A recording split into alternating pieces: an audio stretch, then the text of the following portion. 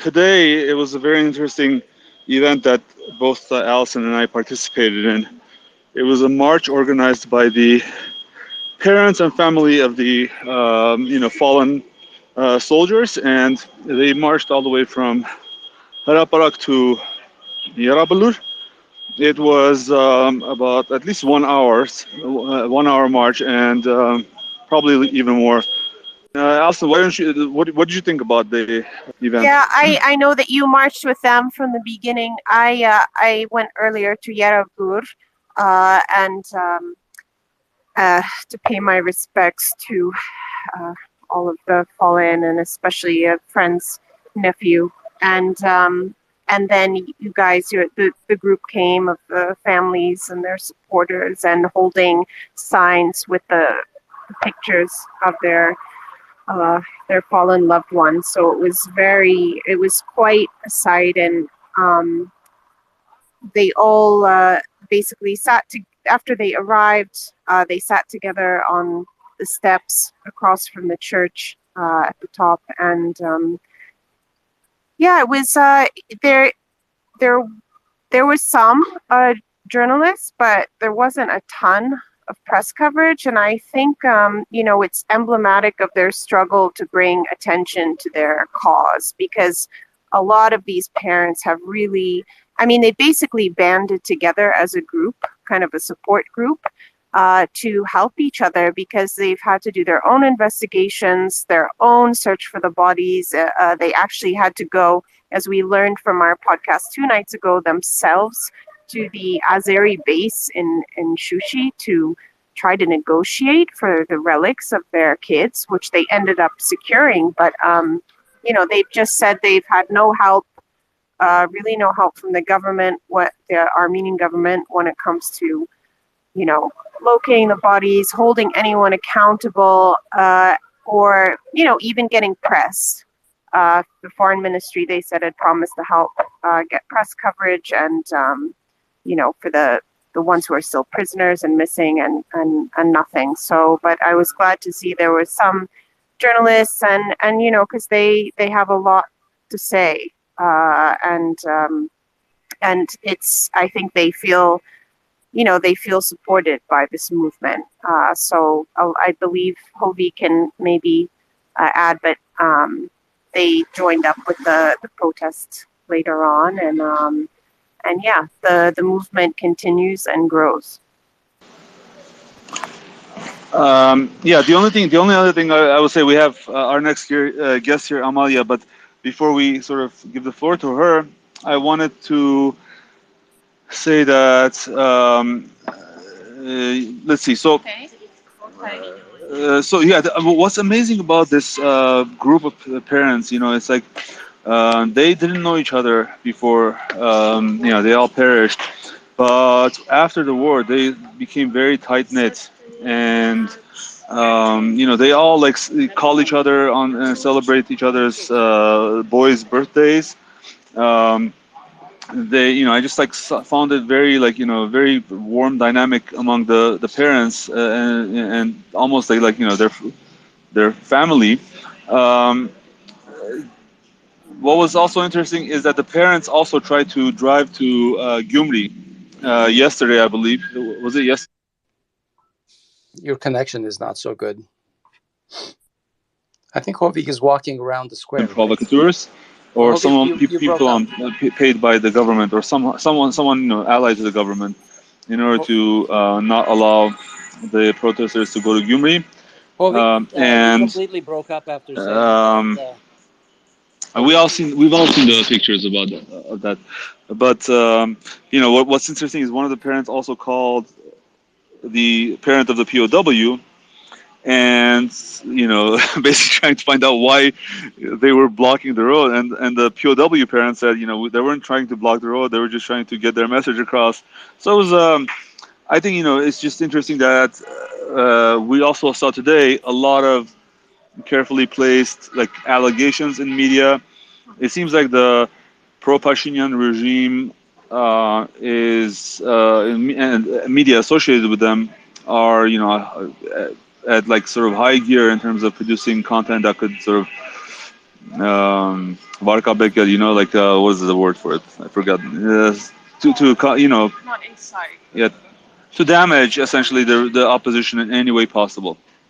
Today, then there was also a concert around 5-6 o'clock, and then the main march started at 8 o'clock. As we talked, it was a very big one, probably the biggest, if not the biggest, then equal to the last one in size. So let's talk with our next guest. Her name is Amalia. Amalia, I wanted to let you introduce yourself. Can you please tell us where you're from and why you're here? Okay, first, thank you very much for having me here. I really wanted to. So I'm Amalia. I'm Amalia Arushanyan from Arta. I am from the village Hatek. It's really situated in the region of Martake. I am fourth-year student here, and I'm studying at the Yerevan State University. I'm studying cross-cultural communication and European languages, and this much, I guess. All right. Well, we have met a lot of Hateksis here Yeah. over the last week, so you're well represented. We gotta find some other villages now because they gotta, I'm sure they'll be jealous. But cross-cultural communications, that's interesting. Yeah, very. Why are you here? Why are you spending your nights here?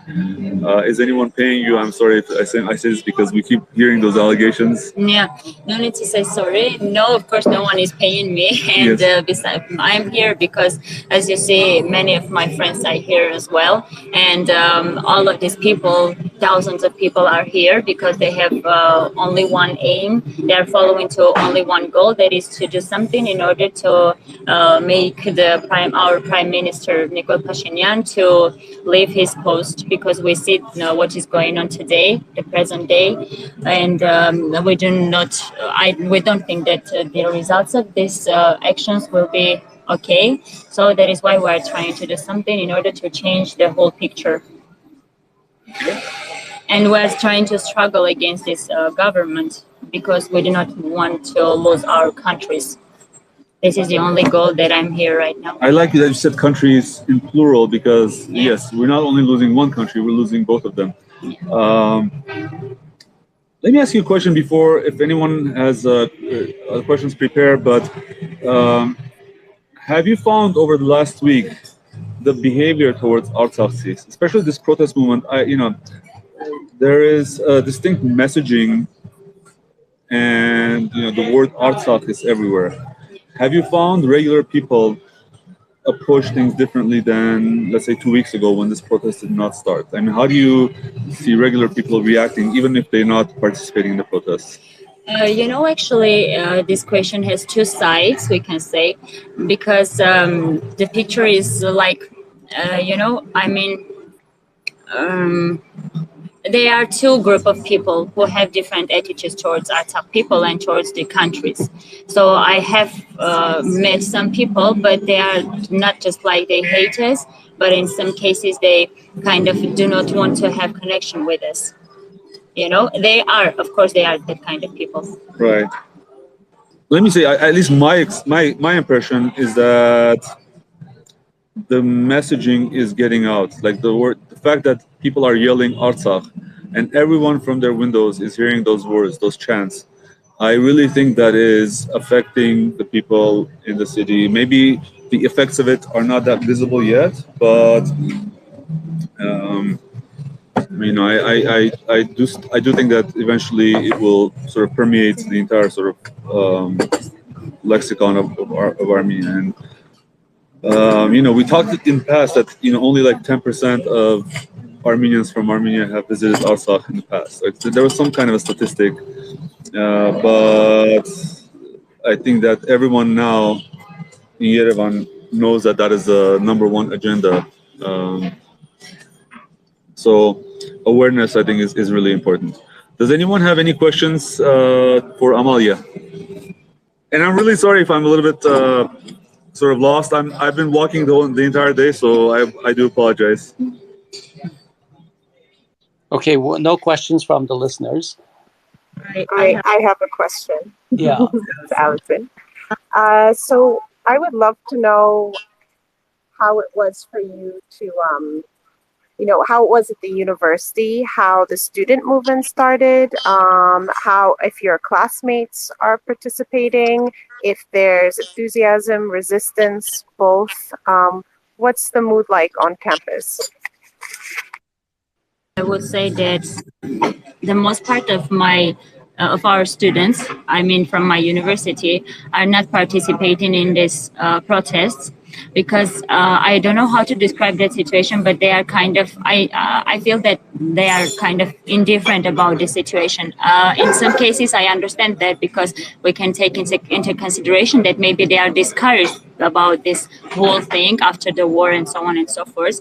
But many of them are not participating. But here, as you said, you have many guests from Ahaterk, and all of my classmates, I mean from school, are here and they're standing here.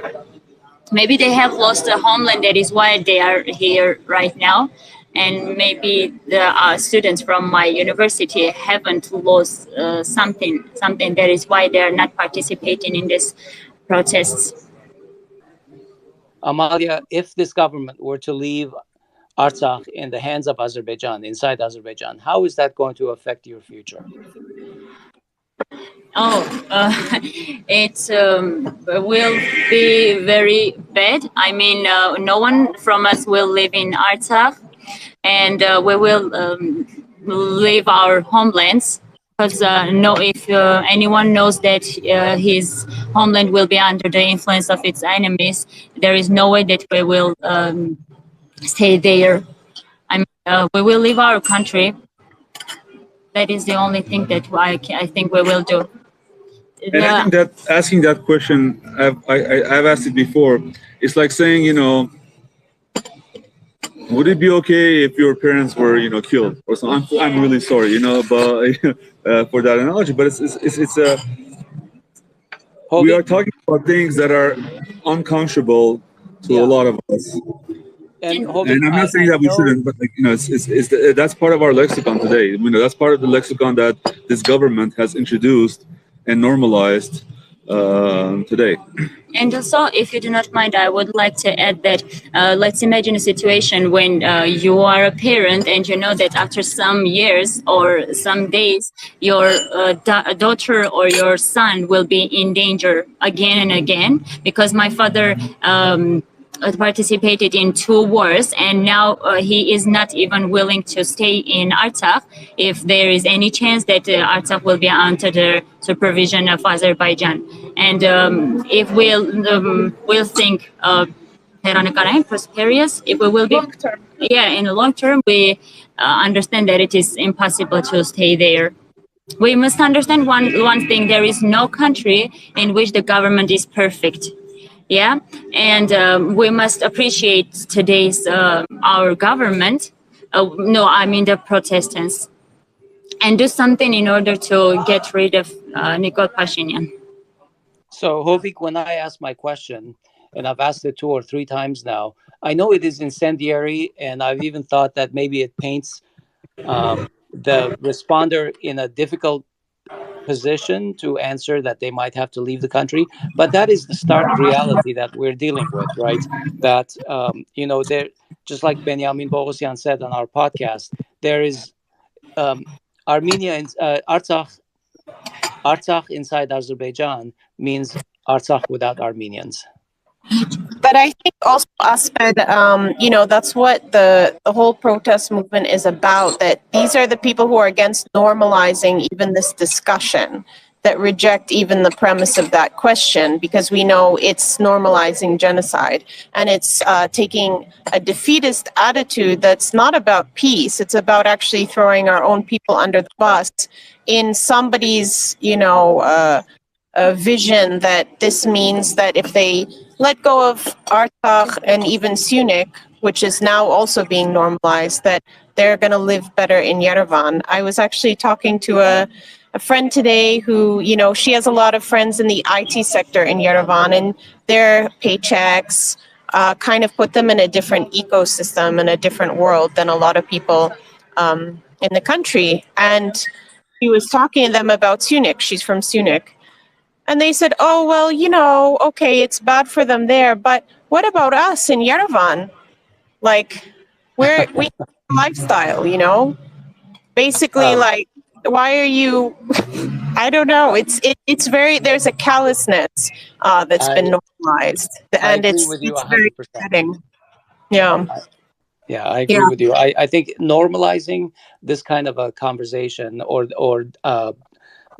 dialogue is detrimental for us to think that expecting and talking about genocide is a normal thing is not a normal thing. This is not good.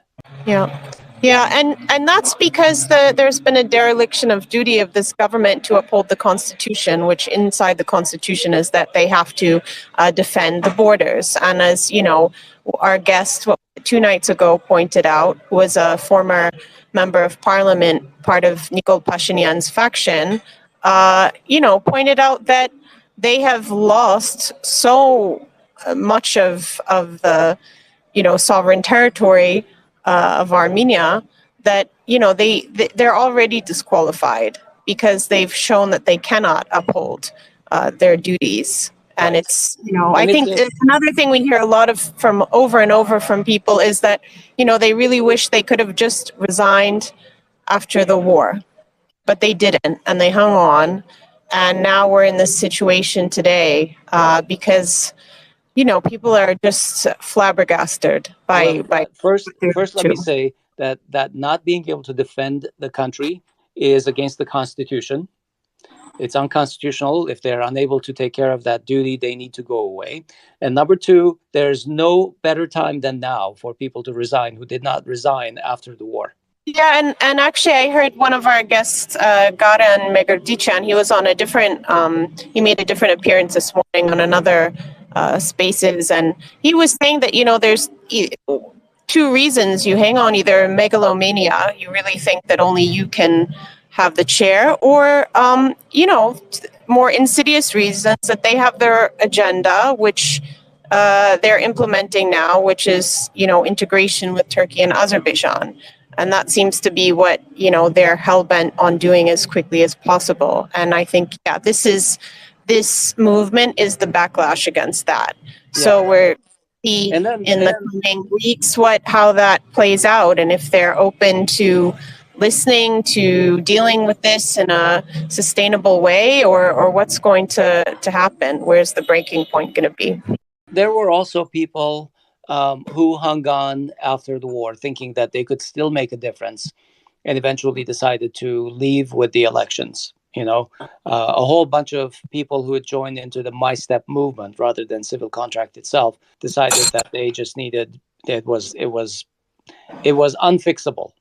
Shall I bring in Naré into the conversation? So we have 2 guests right now at our grung table. So the second guest is Naré. She can introduce herself, and I want her to talk about who she is, what she does, and what she's up to in the protest movement. Thanks for inviting me to the podcast. I'm happy to be here. So hi everyone. I was born in Yerevan, and at 18 I left to study, get my bachelor's in America, and then I got my writing degree with marketing and communications. But then after working there for a year, I missed home too much, my family and everything. So I came back in 2017. And at first I worked for EU for a bit, writing all those success stories that were very formulaic. Then we decided to make a document. Then the 2018 movement happened, and I went out and protested, and I really wanted to have more socioeconomic justice. We all wanted to see a more just Armenia. And then we even made a documentary about it, about the activists. We chose 3 activists, one from Gyumri, one from Vanadzor, and one from Armenia, who were very prominent in the previous years. Those were street art artists, and some were repats. The Vanadzor chick, Sashka, shout out to her. Afterwards, after the documentary, the war happened, and slowly, we realized that we had been lied to. And just after a couple of months, like almost immediately after the war, the U.S. started all those grants, offering grants about friendship between Armenians and Azerbaijanis and Turks. And this discourse started with the economics minister saying, well, we can do business with Turks. But before that, the discourse was that this is a new Sardarabad, this is a whole new battle and everything. And the faults of this government are almost like too many to count. But the first one is dismantling the army, which obviously led to the treason. Well, basically treason, as we all know everything. They even stopped the legal persecutions of the prisoner of war cases midway because it doesn't fit their agenda. And people who, my friends who are dealing with those cases and wanted to get justice from Azerbaijan in international courts, they were also like stopped halfway, and that's one of them.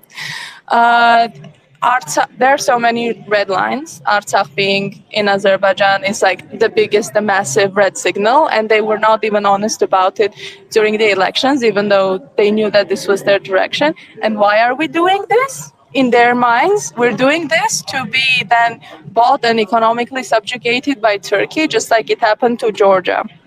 So we are dealing with two major imperialistic powers here, US and Turkey, who are trying to, whose interests regarding Armenia completely align. And that's why we're like battling two fronts here. And it's really interesting to see the movement gain pace. And get...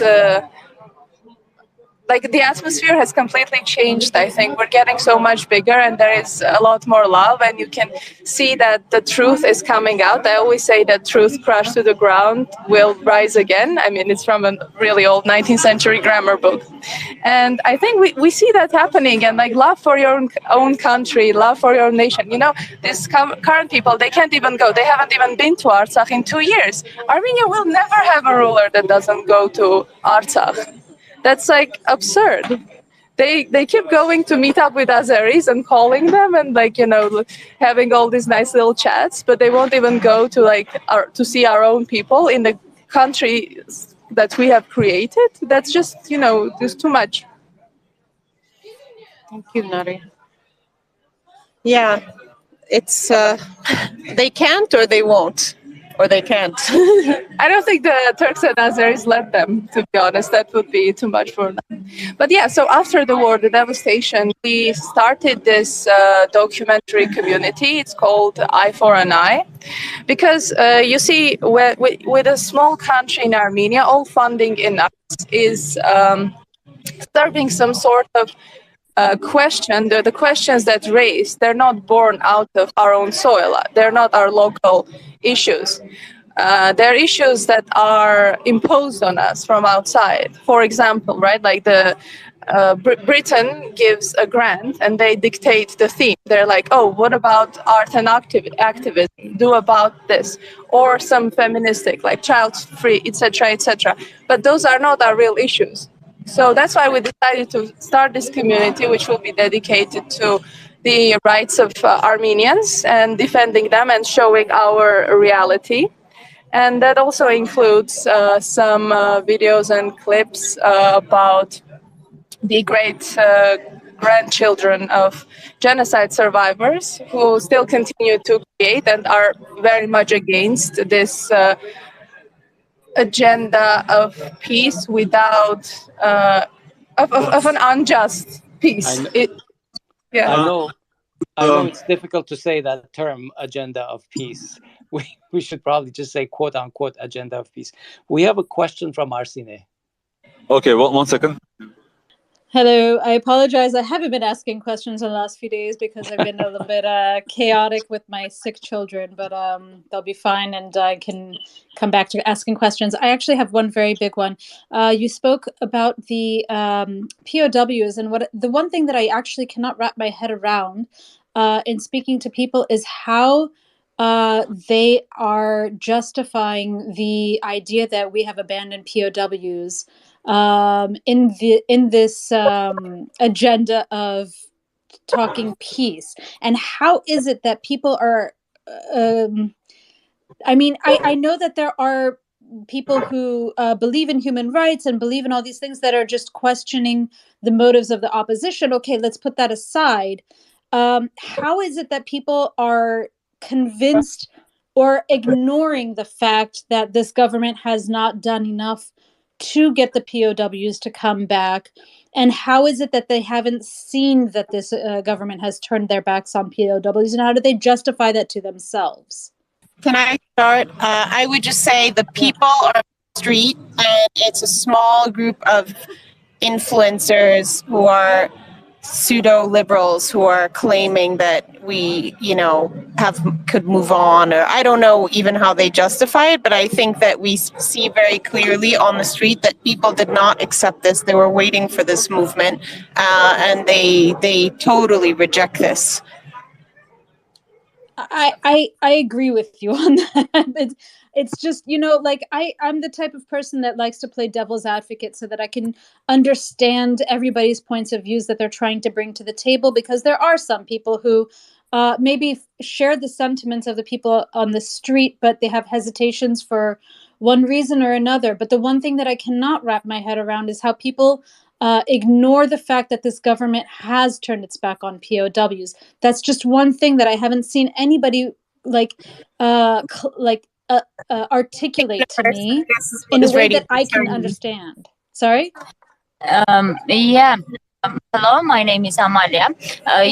People are not rejecting the fact that today's government just doesn't want to get back our POWs. But today's people are not willing. The atmosphere here is like you cannot even give exact explanation to this situation. People, it's not either they want to, they do not pay attention to the question of POWs, and it is not like they want to kind of be indifferent about this. I don't know how to explain it. I think a big part of it, although not the only part of it, is the media besiegement that we're dealing with. I think about 6 or 7 months ago, the opposition they got rid of the major opposition channels in the Marses, and in the regions. In the regions. Before, I think this was before the vote even. And the most viewed channel right now is Azad Usun, which is Radio Freedom. As you know, it's like basically a CIA project. It's completely funded by the U.S. Embassy, and that's why people get that angle. And you can, take all those headlines by Azad Usun if you live in this reality and see the movement, see how it's going. And if you put them side by side, you will see exactly how their bias is showing. And that's why it's just like in any information age, the question of prisoners of wars. I think one big exception to that was that when Alan was caught saying, these prisoners of wars, they don't exist for me anymore. That was very shocking. But it was also not, it didn't, I think, receive the attention that it deserved because of this media besiegement and media bias. Okay, we have another question from Bella. Yeah, I was just going to make a comment. Arsine, you have 6 children. Happy Mother's Day to you. One of the things that I have continuously seen this government do over and over and again is use our POWs as bargaining chips. And we're not going to get a resolution, and we're not going to get them back until, Nikol Pashinyan does as he has promised to Aliyev. And I'm just afraid that they're going to remain POWs until, number one, Nikol does what he intends on doing, or number 2, we do remove Nikol from his, seat. But still, the third one is, how do we get them back? So they've been always used as bargaining chips, and they can continue to be used bargaining chips. And I just can't think of a resolution to get them back quickly as possible. Okay. Well, that is Well, an interesting question. guys, Although I have to say that I think they will come back after the capitulation is complete. Right now, it's all dependent on signing this peace Correct. agreement on their terms. ասպետ ուզում եմ ներկայացնեմ մեր հաջորդ հյուրը, ազգային ժողովի պատգամավոր Աննա Գրիգորյան, բարև ձեզ Աննա։ Բարև ձեզ։ Շատ շնորհակալ ենք, որ միացաք մեզ։ Thank you. Yes.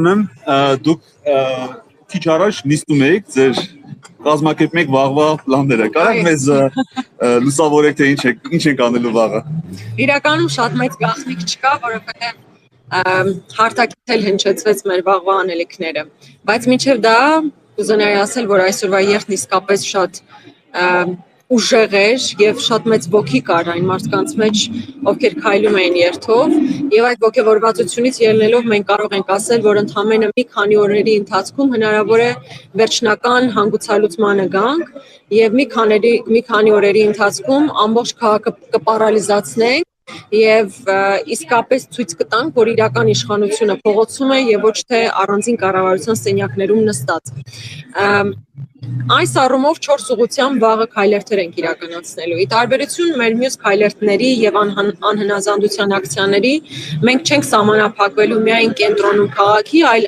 Երևանի բոլոր հիմնական խոշոր թաղամասերը, որոնք կենտրոնը չեն, այլ ավելի ծայրամասային հատվածներ են, այնտեղից սկսելու ենք քայլերթը անհնազանդության ակցիաները։ Այսինքն մի ուրիշ տիպի մասշտաբային process է սկսելու եւ ես վստահություն ունեմ, որ հաշվի առնելով, որ այսօր երթի մասնակիցներն իսկապես շատ էին, մենք շատ ողջավորված ենք եւ կարծում եմ վաղվա քայլերթից էլ արդեն པարզ կլինի, թե իրապես քանի օրերի ընթացքում վերջնական հանգուցալուծման կհասնենք։ Ես պետք է ուրախությամբ նաեւ նշեմ, որ Իշխան Սաղաթելյանն այսօր բավականին կարևոր թեզերի է անդրադարձել, հա, Նիկոլ Փաշինյանի հրաժարականից հետո ինչ կառավարություն է ձևավորելու, ովքեր կարող են լինել այդ կառավարության անդամներ, ովքեր չեն կարող լինել կառավարության անդամներ, եւ հատկապես ուզում եմ ընդգծել, որ Սփյուռքի ներուժը մասնավորապես պետք է օգտագործվի ապագա կառավարությունում, որ ավելի արդյունավետ աշխատանք իրականացվեն եւ այն մարտահրավերները, որ կան մեր երկրի առջեւ, լուծվեն։ Մի քիչ շատ երկար ասացի։ Չէ, շատ։ Այս ամենը չէր քննարկվել, ուղղակի ես ամփոփեցի այսօրը։ Ինչքան ես հասկացա, ցուցակ պետք է հրապարակվի կամ արդեն հրապարակվել է, բոլոր այն, որովհետեւ միշտ այդ հարցը կա, ասենք, եթե Նիկոլը չունի, ով է ղեկավարելու այս երկիրը եւ դրա պատասխանը այսօր հնչեց, որ հրապարակվել է ցուցակ բոլոր 200 անձերի, ովքեր որ այս շարժումը տեսնում են, որ իրենց հետ հնարավոր է աշխատել եւ հնարավոր է ղեկավարել։ Կարո՞ղ ավելացնել։ Այո, 200-ից ավելի անձանց անուններ կհրապարակվեն, ովքեր յուրաքանչյուրն իր ոլորտում շատ լավ մասնագետ է, յուրաքանչյուրն իր ոլորտում կարող է իրական փոփոխություն բերել։ Գիտեք, մի կողմից, երբ շարժումը սկսել էր, մենք ասում ենք, որ չպետք է կենտրոնանանք անձերի վրա։ Չնայած դա էլ պետք է ընդունել, որ հասարակությունը սիրում է տեսնել դեմք, սիրում է հասկանալ անուն, ազգանունը, ինչ է այն մարդու, ով պետք է ինչ-որ փոփոխություն իրականացնի։ Չնայած մենք ասում ենք, որ պետք է ավելի շատ հակված լինել մտածելու, թե ինչ ենք ուզում անել, քան թե ով է դա ուզում անել, բայց նաև պետք է շատ լավ գիտակցենք ու հասկանանք, որ մարդիկ եւս էական նշանակություն ունեն այդ process-ներում, այսինքն բացի նրանից, թե ինչ ես ուզում անես, կարևոր է նաև թե ով է այդ գործընթացը առաջնորդելու։ Եվ հատկապես հաշվի առնելով, որ 2018 թվականի նարատիվը հետևյալն էր, որ Նիկոլը գնա, ներողություն եմ խնդրում, Սերժը գնա, կարևոր չի թե ով կգա, հիմա մարդիկ ասում են երկրորդ անգամ նույն ջուրը չենք ուզում մտնել եւ ուզում ենք շատ հստակ հասկանալ դեմքերն ովքեր են, ովքեր մեզ առաջնորդելու են։ Այդ առումով հրապարակվելու է ցանկ մարդկանց, բայց նորից ուզում եմ շեշտադրել, որ մեր հայրենակիցները որտեղ էլ որ ապրեն, պետք է ավելի շատ կենտրոնանան process-ների, մեր նպատակների վրա եւ ոչ թե անձանց։ Չնայած նորից եմ ասում, անձերը կարեւոր են, բայց կարեւոր է նպատակներն, որ մենք ուզում ենք հասնել։ Որոշ մասեր լսեցի, բայց միգուցե ոչ բոլորը, process-ների հետ կապված, ինչքան եթե չեմ սխալվում, հնչվեց, որ անվտանգության ոլորտում ինչ որ կասված է անվտանգության, լինելու է խորհուրդ, որ եւ միանձնյա որոշումներ այդ ոլորտում չեն արվելու, կարող է եթե ուրիշ տենց մեծ կետեր կային մեր համար բացեիք կամ ասենք եւ դա ասենք ոնց ենք երաշխավորելու, որ իրոք դա այդպես է։ Տեսեք, այն ինչ հիմա կատարվում է, առաջին հայացքից պարլամենտական երկիր է եւ թվում է թե փոխզսպումների մեխանիզմներ պետք է աշխատեն, բայց նման որևէ բան գոյություն չունի եւ Նիկոլ Փաշինյանը միանձնյա բոլոր հնարավոր որոշումները, այդ թվում նաեւ արտաքին քաղաքական անվտանգային իրականացնում է եւ որոշում է կայացնում ինքնուրույն։ Օրինակ, ես կարող եմ վերել նոյեմբերի 9-ի հայտարարությունից հետո առանձին փաստաթուղթ է ստորագրվել, որտեղ ասվում է, որ զորքերը, որոնք նոյեմբերի 9-ին կանգնած էին X կետում, հա, պետք է այնտեղից հետ քաշվեն։ Միևնույն ժամանակ չի եղել որևէ խորհուրդ, որ որոշում կայացնի այդ հարցով, եւ Նիկոլ Փաշինյանը միանձնյա այդ որոշումը կայացրել է եւ մեծ հարցականի տակ դնելով Սյունիքի անվտանգությունը, այսինքն այդ պայմանագրով զիջվել են Սյունիքի ռազմավարական նշանակություն ունեցող ճանապարհներն ու բարձունքները եւ հետեւաբար անթույլատրելի է, որպեսզի նման գործելավոճը շարունակվի եւ մեկ մարդ չի կարող որոշել անվտանգային ամենաբարդ խնդիրները։ Այս առումով մեր ասածը հետեւյալն է, որ վարչապետը միանձնյա նման որոշումներ չի կարող կայացնել, ավելին վարչապետը պետք է քննարկումներ ունենա եւ կոորդինացվի եւ համաձայնությամբ միայն անվտանգության խորհրդի հետ որոշումներ կայացնի։ Այսինքն անվտանգության խորհուրդը այսօր կարծես թե ոչ այնքան ուժեղ կառույց է, չնայած նրան, որ անվտանգության հարցերով պետք է առաջնային լոկոմոտիվային դեր ունենա, բայց այսօր բացառապես թվերային է եւ ինչ որ նոմինալ դեր է կատարում եւ ոչ բովանդակային։ Մենք ասում ենք, որ վարչապետը չպետք է ունենա նման լիազորություն միանձնյա որոշելու, պետք է համագործակցի անվտանգային հարցերով, հատկապես անվտանգային հարցերով անվտանգության խորհրդի հետ, այսինքն կոնսենսուսային որոշում պետք է լինի։ Կարծում եմ դա շատ ճիշտ կլինի, հատկապես հաշվի առնելով, որ այն խնդիրները, որոնք կան մեր երկրի առջև ծառացած, իրականում ոչ մեկ մարդ եւ ոչ մեկ քաղաքական ուժ կամ ոչ քաղաքական ուժ չի կարող այն իրականացնել, այսինքն լուծել։ Եվ պետք են մարդիկ կամ մարդկանց խումբ տարբեր կառույցներում, ովքեր կկարողանան ճիշտ վերլուծություններ կատարել, ճիշտ համագործակցությունների արդյունքում ինչ որ արդյունքի գալ։ Իրական բազմաթիվ թեզեր են հնչել, ես չգիտեմ հիմա որին անդրադառնամ, որի հետաքրքրությունը թողենք երևի, եթե հարց ու պատասխանի միջոցով դա բան արծարծվի, մեր հյուրերից կամ օնլայն կամ ֆիզիկական ասենք, եթե հարցեր կան, Ամալիա հարց ունեք։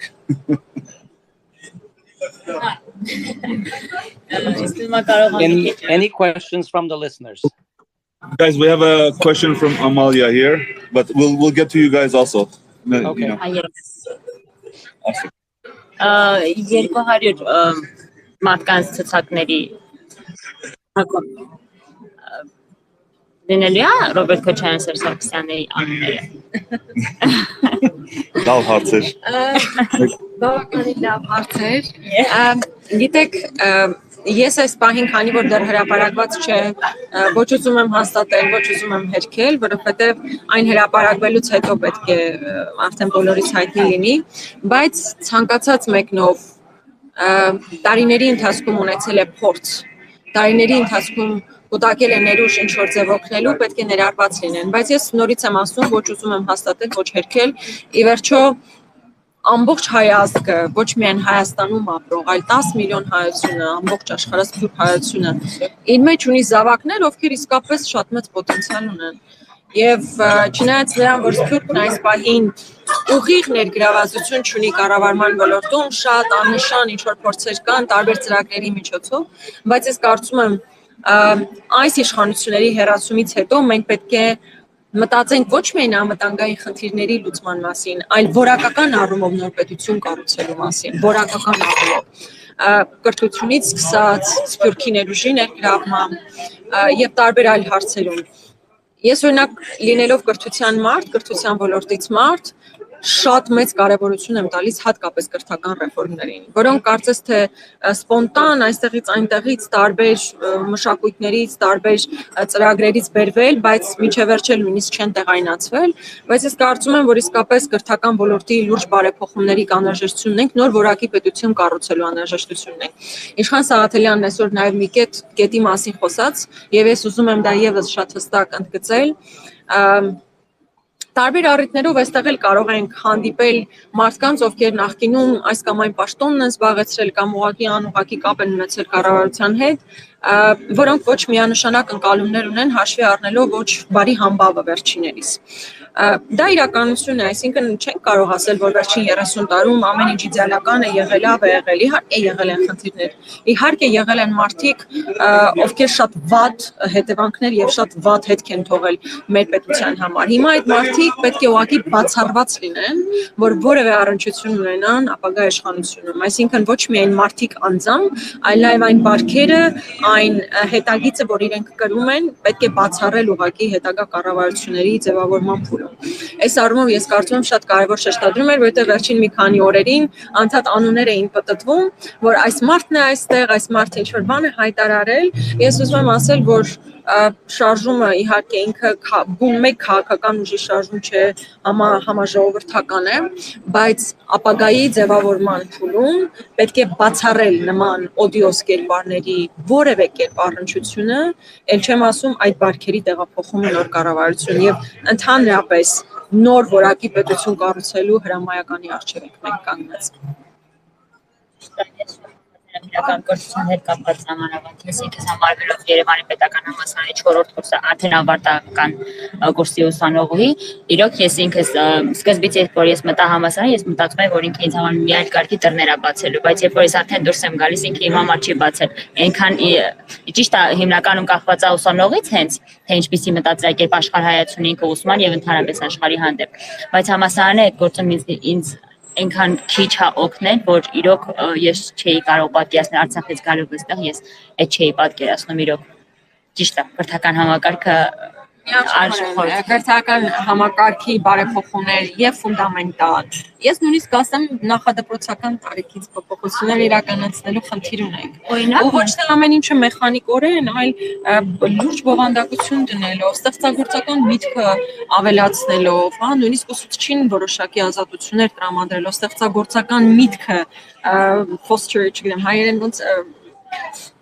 առաջ մղելով էլի եւ ոչ թե հակառակը։ Ճիշտ է, բայց այսօր ուսուցիչների դերը, այսինքն մասնագիտությունը այնքան քիչ է գնահատվում, շատ քիչ, աշխատավարձից սկսած։ Հենց այդ է պատճառը երևի, որ ուսուցիչը չի մոտիվացում գնա առաջ, այսինքն ֆոստրանի ինչ-որ մի հատ բանը ուսանողի կամ աշակերտի մեջ։ Ու ընդհանրապես ես թվում է մեր երկրի խնդիրները կախված են նաև ֆինանսից, ֆինանսները գալիս է մեր բնակչության ոչ համապատասխան ֆինանսական գրագիտությունից, որովհետև դպրոցներում չեն սովորեցնում ոչ մի գիտելիք ֆինանսների մասին, փողի մասին, ինչպես փող աշխատել եւ այլն, պետք է հենքային փոխել, ամբողջապես պետք է փոխել։ Տարբեր մտքեր եկան իրար ծուգեցին, բայց այն, որ կրթական բարեփոխումների անհրաժեշտություն մենք ունենք, դա անխոս պետք է, սկսած ավագ դպրոցից, ես ինքս ավագ դպրոցում էլ դասավանդում եմ, եւ դժվար եմ պատկերացնում, թե ոնց է ավագ դպրոցի աշակերտը պատրաստվում հետագա իր կրթական, այսինքն մասնագիտական ուղում կատարելագործվելու, բավականին մեծ ռեֆորմների անհրաժեշտություն ունի։ Բայց սա ընդհանուր համատեքստում է ասում։ Հիմա շատ բարդ է հարթակից խոսել կրթական ռեֆորմից, որովհետև դու սովորական ինչ-որ ընտրական process-ի մեջ չես, որպեսզի դու քո ծրագրերը ներկայացնես։ Մենք 21 թվականի ընտրություններից առաջ ես անձամբ կրթական որոշակի ծրագրեր ներկայացնում էի, փորձում էի համակարգել, բավականին հետաքրքիր նախաձեռնություններ ունենք Հայաստանում, օրինակ, չգիտեմ, լսել եք գիտուժի մասին։ Հա, ինքը բավականին շատ մեծ բանից նախընտրական քարոզարշավի ընթացքում մեզ փաթեթ առաջարկեցին, թե ինչի վրա կարելի է աշխատել։ Ես շատ մեծ ցավով հիմա պետք է արձանագրեմ, որ ընտրություններից հետո, երբ մենք գնացինք պարլամենտ, քաղաքական ընդհանուր մթնոլորտը թույլ չի տալիս կամ թույլ չէր տալիս, որպեսզի մենք բուն գործունեությամբ զբաղվենք, այսինքն այն ինչ պատգամավորները սովորաբար անում են, հա, բայց քանի որ հասկանալի էր, որ մեզ ընտրողները այնտեղ մեզ գործ ուղղել են ոչ թե այս կամ այն ոլորտում բարեփոխումներ իրականացնելու, այս իշխանություններին հեռացնելու համար, հետեւաբար մենք շատ չենք կարողացել կենտրոնանալ լուրջ ծրագրերի իրականացման, փոփոխության, բարեփոխումների վրա, ցավոք, բայց վստահեցնում եմ շատ մեծ մարդկանց խումբ կա Հայաստանում եւ Հայաստանից դուրս, ովքեր կարող են կոնսոլիդացնել կրթական համակարգում փոփոխություններ իրականացնելու օրակարգը եւ այդ առումով մենք կշարունակենք անել այս պահին օրակարգն իհարկե այլ է, այս իշխանությունների հեռացումը ես էլ այս վերջին ոչ միայն վերջին ամիսների մանդատը դասնելուց հետո իմ առաջնահերթությունը եղել է անվտանգային հարցերը, հաշվի առնելով, որ ես ինքս Սյունիքից եմ, երբ դու տեսնում ես, որ րոպե ադրբեջանցին առաջ է գալիս, քո առաջնահերթությունը լինում է ֆիզիկական փոփոխությունը բերելը եւ անվտանգային միջավայր ձևավորելը, որից հետո դու կարող ես անցնել տնտեսական բարեփոխումներին, կրթական բարեփոխումներին եւ այլն եւ այլն։ Հետեւաբար ժամանակ չի մնացել այդ ամեն ինչի մասին խոսելու, բայց ես վստահ եմ այս փոփոխություններից հետո եւ ես վստահություն ունեմ, որ մեր շարժումը հաջողությամբ է Պսակվելուց հետո էլ ժամանակավոր չնայած ժամանակավոր կառավարություն է լինելու, որ իր առջև ստանձնած խնդիրները պետք է լուծի, բայց կարծում եմ այդ խնդիրները որևէ կերպ չպետք է շրջանցեն նաև կրթական ոլորտի բարեփոխումները։ Any questions for Anna Grigoryan? Okay, well, I will ask a simple question. This is Asbed. What are the policy differences that the opposition wants to bring to power once Pashinyan leaves the premiership? Even simpler, what is going to change once he leaves?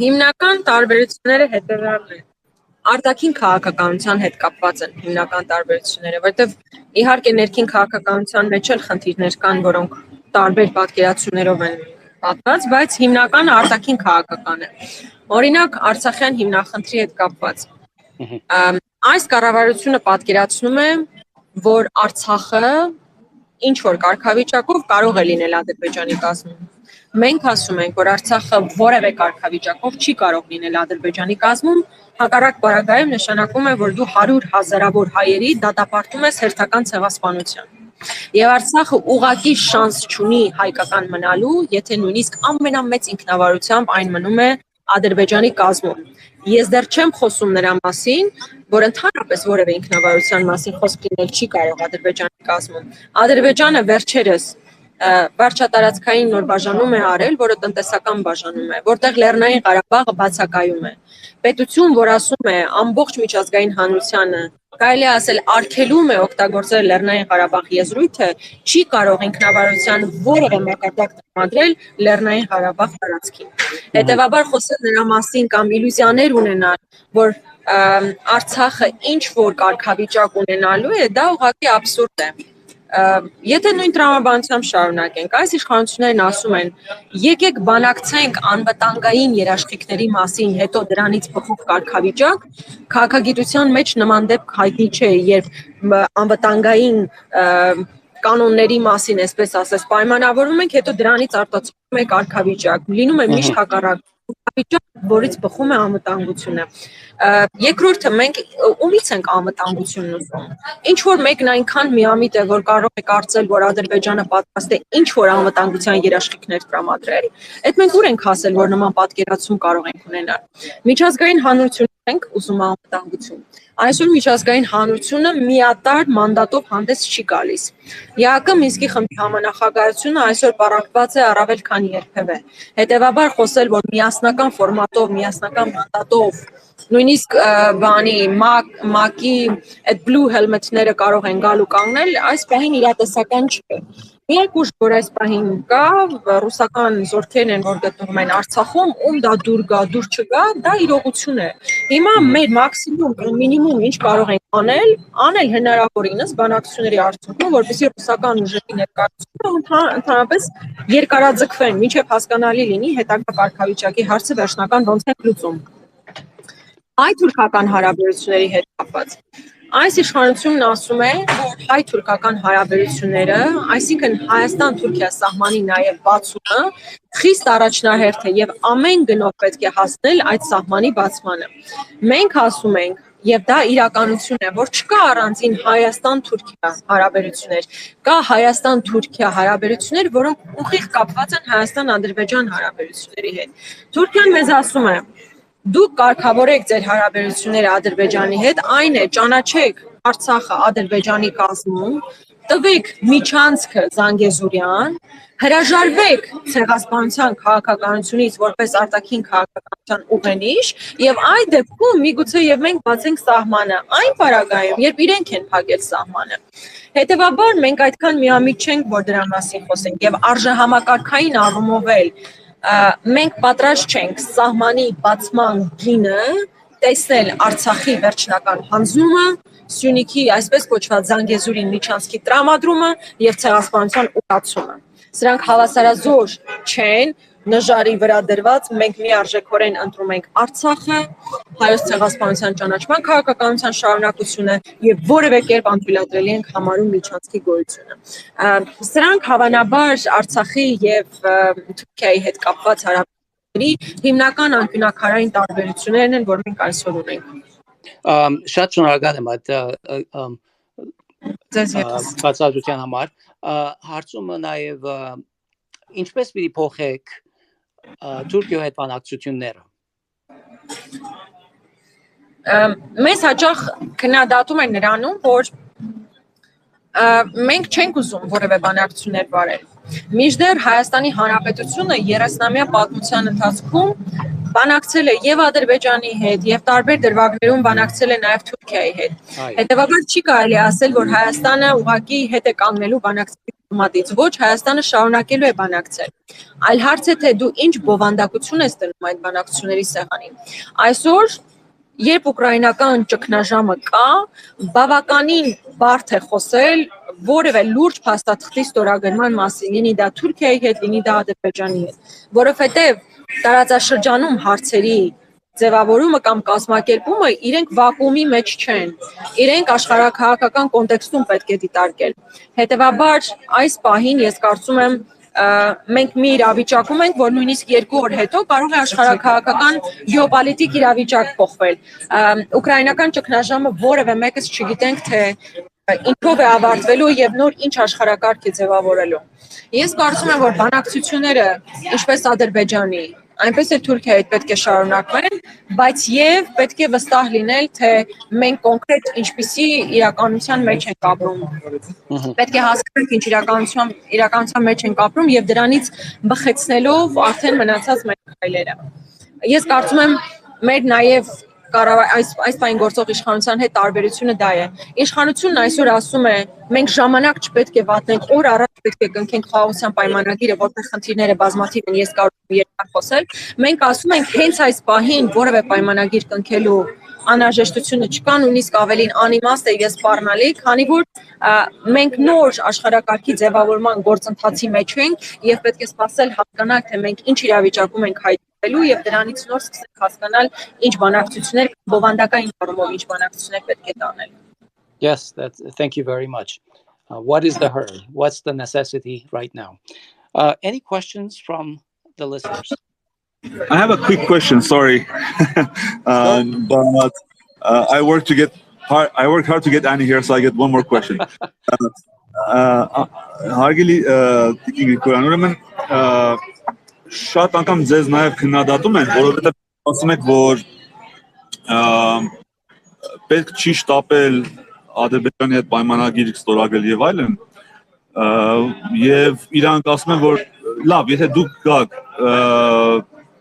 Ալիևը, ասեմ, մի անգամից ասեմ, ինչ որ ձևափոխվել եւ դառնալու է բարի եւ սпасելու երկար, մինչեւ մենք ուժեղանանք, մինչեւ մեր դիրքերը հզորանան եւ նոր բանակցենք, թե ինքը չունի լծակներ, որով կարող է մեզ ստիպել ավելի շուտ բանակցել եւ նորեն պայմանագիր ստորագրել։ Կարծում եմ շատ կարևոր հարցադրում եք անում։ Այս պահին պատերազմում պարտվել է ոչ միայն իշխանությունը, չնայած իշխանությունների պատճառով է այն ամբողջ աղետը, որ կա մեր երկրում, բայց ըստ էության պետությունն է պարտվել եւ պետության ռեսուրսներն են այսօր սակավ դիմադրելու եւ այլն։ Բայց միևնույն ժամանակ այսօր Ադրբեջանը հարձակվելու եւ այլ նման քայլերի գնալու համար ռեսուրս չունի։ Նաեւ հաշվի առնելով աշխարհաքաղաքական ինչ-որ իրողություններ, այսինքն զսպման մեխանիզմներ այս բային գոյություն ունեն։ Եվ հենց այդ համատեքստում է, որ մենք ասում ենք, ինչու է շտապում այս կառավարությունը ինչ-որ բան ստորագրել։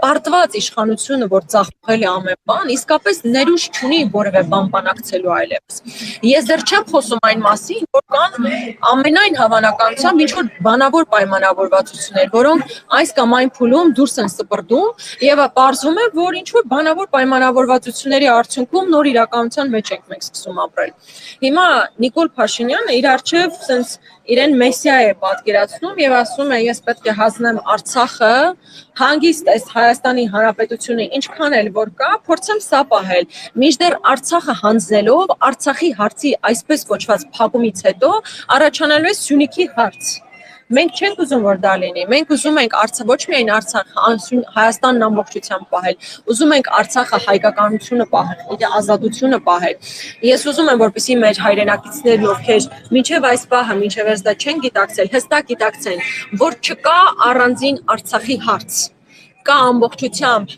Արցախի եւ Հայաստանի հարց։ Եվ մեր Արցախի պատգամավորներից մեկը շատ դիպուկ էր ասել, որ Արցախը Հայաստանի համար զրահաբաճկոն է։ Եթե մի վայրկյան անգամ հանենք մենք այդ զրահաբաճկոնը, հաջորդ թիրախը, հաջորդ խոցումը լինելու է Սյունիքը։ Դա պետք է անթույլատրելի դարձել։ Եվ ես վստահ եմ, Նիկոլ Փաշինյանի եւ իր կառավարության հրաժարականից հետո մենք ունենալու ենք հնարավորություն նոր բանակցողի պայմանով, նոր իրավիճակով պայմանավորված, նոր որակի բանակցություններ վարել։ Դա վստահաբար, որովհետեւ Նիկոլ Փաշինյանը այս պայն ծնկած իրավիճակում է, ծեծ կերած, պարտված, եւ նա ուղղակի որևէ բանի դիմադրելու զրո պոտենցիալ։ Thank you. We have a question from Pizza Udor. Hi, Anna. Thank you so much for your work. I'm going to ask. Thank you so much for your work.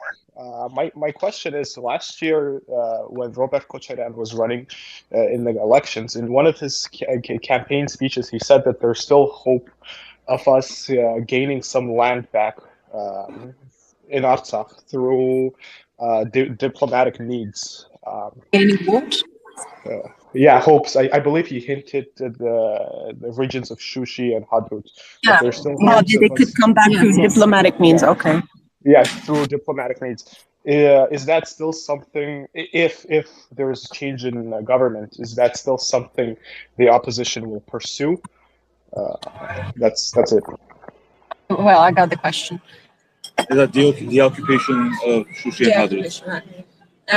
Տեսեք, ընդհանրապես դեօկուպացիայի հարցը մեր օրակարգում մշտապես պետք է լինի։ Շուշին եւ Հադրութը հազարամյակներով եղել են հայկական եւ պետք է շարունակեն լինել հայկական։ Մենք պետք է ամեն բան անենք դրա համար։ Արդյոք ես կարծում եմ, որ հենց այս պահին մենք ունենք պոտենցիալ դիվանագիտական ճանապարհով դա անելու համար։ Մի փոքր դժվար եւ մշուշոտ եմ պատկերացնում։ Իմ կարծիքով հենց այս պահին պետք է խոսել Արցախի մնացած հատվածի ամեն կերպ պահպանման մասին, սա մեր առաջին քայլը պետք է լինի, բայց բանակցային process-ում իհարկե չպետք է մոռանալ դեօկուպացիայի մասին։ Դա անպայմանորեն։ Մեր ընդդիմախոսները, այսինքն իշխանությունը, հաճախ մեզ քննադատում է ասելով, որ դուք Շուշին եւ Հադրութը վերադարձնելու ձեր կոչերով նոր պատերազմ եք հրահրում։ Մենք ընդհանրապես պատերազմ չենք ուզում։ Մենք հենց այն ուժն ենք, որ իրական խաղաղություն ենք ուզում։ Միևնույն ժամանակ, երբ կարգավիճակի մասին ենք խոսում, եկեք հասկանանք, այդ կարգավիճակը տարածվելու է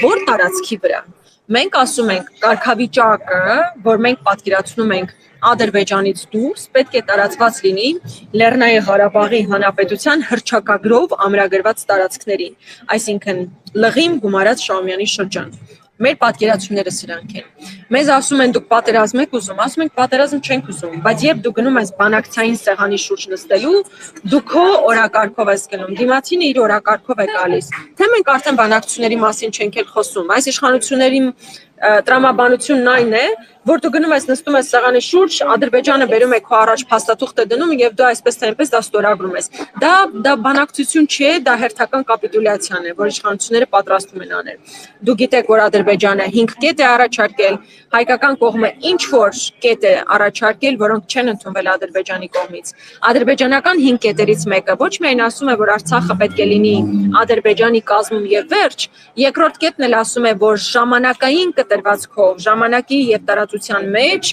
հայ ժողովուրդը այլևս երբեք չպետք է խոսի Արցախի մասին։ Այսինքն նշանակում է, որ Ադրբեջանը պատերազմից հետո վերջնականապես է փորձում լուծել այս հարցը, ինչը հայկական կողմը 94 թվականից հետո բանակցային գործընթացով էր փորձում անել։ Հիմա Մենք բանակցություններ ենք պատրաստվում իրականացնել եւ ոչ թե գնալ եւ Ադրբեջանի կողմից մեզ պարտադրվող հերթական փաստաթուղթը, որ կապիտուլյացիոն բնույթ է ունենալու, ստորագրել։ Այդ բանակցությունների ընթացքում մենք խոսելու ենք ինչպես արդեն նոր ձևավորված սահմանները վերջնականապես ամրագրելու, ամրացնելու, այլ նաև դեօկուպացիայի հարցի շուրջ, բայց դա որևէ կերպ պատերազմի միջոցով չպետք է լինի, այլ բացառապես քաղաքական եւ դիվանագիտական միջոցներով։ Հուսով եմ կարողացա պատասխանել ձեր հարցին։ Այդ հարցը մեր օրակարգում է, եթե այսպես շատ ավելի հստակ էլի պատասխանենք։ No, I got my question answered, but I can ask another one. Well, you have the mic. Well, okay. Anna, I want to. Okay, so you were on the MyStep list of candidates, and when so essentially you joined the Armenian parliament. It was after the war. Yeah, right after the war. Obviously, you put down your mandate and became independent immediately. Yeah. But I wanted to ask you, what drove you to agree to be listed on the MyStep ballot or the MyStep list? Okay, thank you for the question.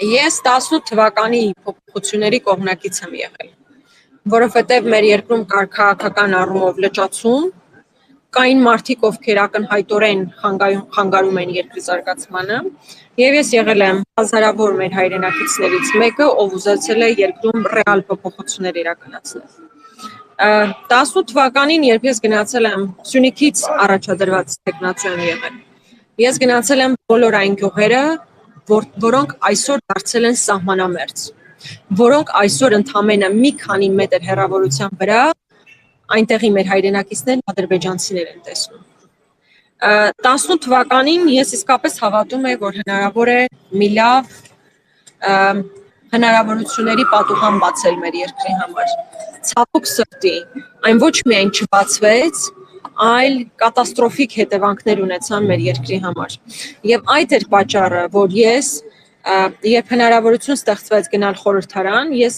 կարող էի չգնալ խորհրդարան, որտեղ այս ժամանակ աշխատում էի կառավարությունում, ես կարող էի մնալ, իմ աշխատանքը շարունակել, բայց ունեի պատասխանատվություն հազարավոր այն մարդկանց նկատմամբ, ովքեր անդամ ինձ էին ընտրել ընտրությունների արդյունքում, որտեղ մեծամասնական ընտրական համակարգ կար, իմ անվան դիմաց էր, այսպես ասած, այդ բանը դրված եւ ինձ էին ընտրել, եւ հաշվի առնելով, որ նաեւ ես Սյունիքից ընտրված պատգամավոր էի, ես չէի կարող անտարբեր մնալ, որտեղ Արցախի խնդիրները ուղղակիորեն առնչվում էին նաեւ Սյունիքում ստեղծված սպառնալիքների հետ։ Եվ ես որոշեցի, որ պետք է վերցնեմ մանդատս, բայց եւ դուրս գամ իմ քայլը խմբակցությունից։ Ձեր հարցը իհարկե հիմնականում կապված էր, թե ես ինչու ներգրավեցի իմ քայլը խմբակցությունում, ես դրան էլ կարծես թե պատասխանեցի, որովհետեւ մեր երկրում իրական փոփոխությունների անհրաժեշտություն կար։ Այսօր օրինակ շատերն ասում են, որ 18 թվականին ովքեր որ գնացել են կոպտագույն սխալ են արել եւ այլն, մարդիկ փոփոխություններ ուզելով կարծում եմ սխալ չեն արել։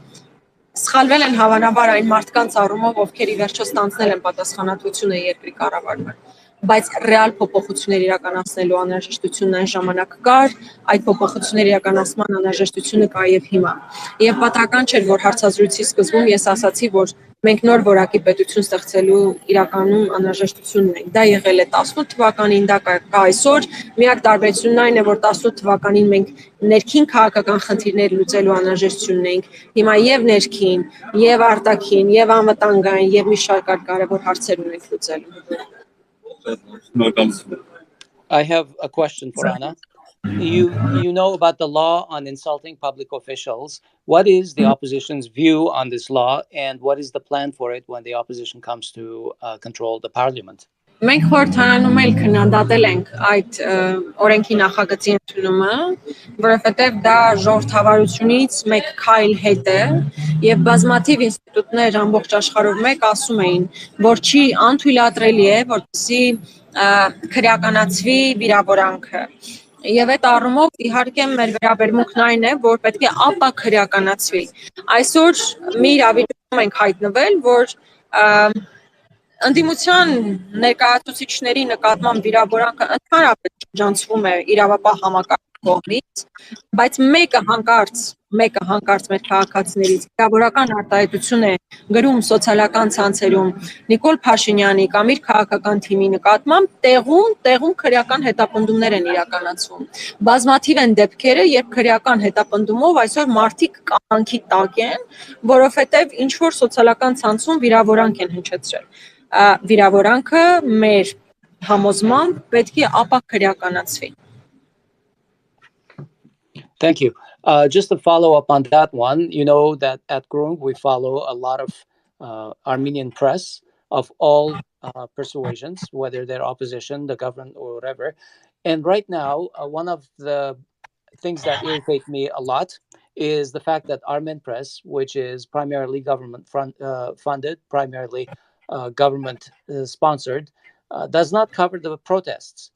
How is it possible to fix organizations such as this so that they are independent minded despite the fact that they are sponsored, let's say, by the government? Իրականում Հայաստանում բոլորն էլ գիտեն, որ այսօր Armen press-ը եւ ավելի վատ հանրային հեռուստաընկերությունը, որը մեր փողերով սնվող, բոլոր Հայաստանի Հանրապետության քաղաքացիների մուծած հարկերով սնվող կառույց է, չի լուսաբանում փողոցային պայքարը։ Մեկ դեպք է լուսաբանվել, դա եղել է 3, երբ մեր գործընկերները գնացել են Գյումրի, եւ գիտեք ինչ դրվագով է լուսաբանվել, քանի որ վերջիներից հայտնի էր, որ Գյումրի հասնելու ճանապարհին այնտեղ սադրանք է փորձելու իրականացվել մեր նկատմամբ, ճանապարհ է փորձելու փակվել, հանրային հեռուստաընկերությունը գնացել է այնտեղ եւ լուսաբանել է այդ հատվածը, որ ինչ որ քաղաքացիներ փորձում են խոչընդոտել մեր գործընկերների մուտքը Գյումրի, այսինքն այդ համատեքստում են փորձում ներկայացնել ամբողջ շարժումը։ Այսօր տասնյակ հազարավոր քաղաքացիներ քայլել են Երևանի փողոցներով եւ մեր կոչին արձագանքել են։ Ես չգիտեմ, օրինակ այսօր դա երևացել է ինչ որտեղ, թե ոչ դեռ չեմ հաստրել թերթել մամուլը։ Ոչինչ։ Դա է իրականությունը, այսինքն հանրային հեռուստաընկերությունը դարձել է կառավարության կից ինչ որ բան կառույց, որը որևէ կերպ չի արտացոլում երկրում ռեալ ստեղծված իրավիճակը։ Ես դա շատ մեծ ցավով եմ արձանագրում։ Պետք է ասեմ, որ ժամանակին մարդիկ կային, ովքեր կարծում էին, որ կարելի է հանրային հեռուստաընկերությունը դարձնել սեփական գրպանի հեռուստատեսությունը եւ տեսանք, թե ինչպիսի վարչություն ունեցան։ Հիմա այս մարդիկ, ովքեր իրենց ժողովրդավարության բաստիոն էին հռչակել, նույնիսկ վախենում են ընդդիմադիրի խոսքը հստակ հնչեցնել եւ ուղիղ հնչեցնել։ Պետք է ցավով արձանագրեմ։ Կիրակի օրը եղել է հանրային քննարկում, սովորաբար ամեն Կիրակի լինում է հանրային հեռուստաընկերությունում հանրային քննարկում, որտեղ քննարկվում էր ընդդիմության շարժումը, բայց գեթ մեկ ընդդիմադիր այնտեղ չկար։ Բոլորը կային ինչ որ ՀԿ սեկտորից, որոնք քննադատաբար էին խոսում այս շարժման վերաբերյալ, բայց չկար գեթ մեկ մարդ, ով կներկայացներ շարժման էությունը։ Սա եւս խոսում է նրա մասին, որ այսօր ինչքան էլ բարձրագույն հայտարարություններ անեն ու ասեն, որ մենք ժողովրդավարական երկիր ենք եւ ազատ մամուլ ունենք եւ ամբողջությամբ լուսաբանում ենք երկրում տեղի ունեցողը, իրականությունում ճիշտ հակառակն է, հմեք նայելուց թվում է, թե դու ապրում ես Շվեյցարիայում, որ դու չունես որևէ անվտանգային խնդիրներ եւ քո ներքին քաղաքական կյանքում էլ որևէ բան տեղի չի ունենում։ Okay, Hovik. I want to thank Anna Grigoryan for her time. I'm hoping that you will also consider giving us some of this time in the future as this protest movement goes forward and God willing it succeeds. The pleasure was mine. Thank you very much. Thank you, Mrs. Grigoryan.